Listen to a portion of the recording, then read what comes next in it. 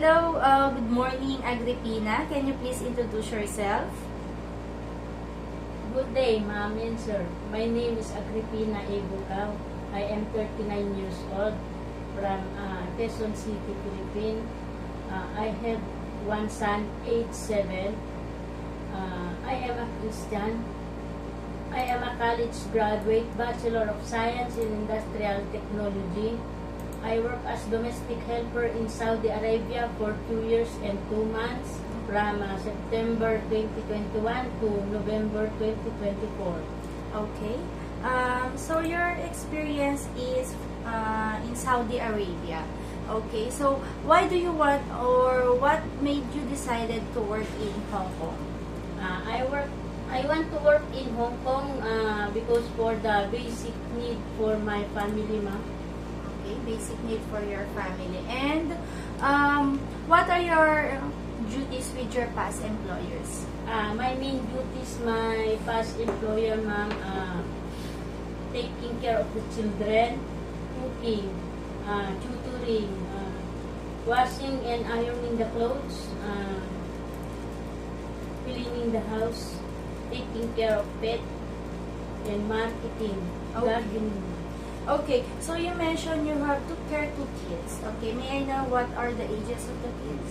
The ages of the kids taking care in Saudi Arabia, 3 years old, 12, and 27 months. 27 years old. So the 27 years old is considered that adult.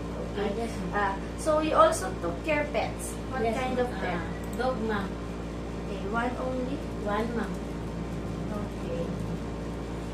Okay, so in taking care of the kids, okay, so what are the important things that you need to do? The important to take care for the children, ma'am, assist them take a bath, prepare their food, change clothes and diaper, ma'am. Okay.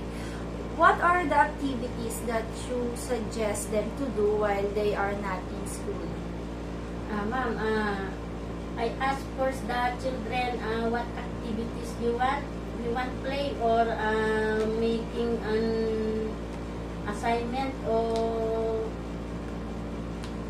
playing an football like that, ma'am. Okay, okay. So aside from that, aside from taking care of them, can you also cook?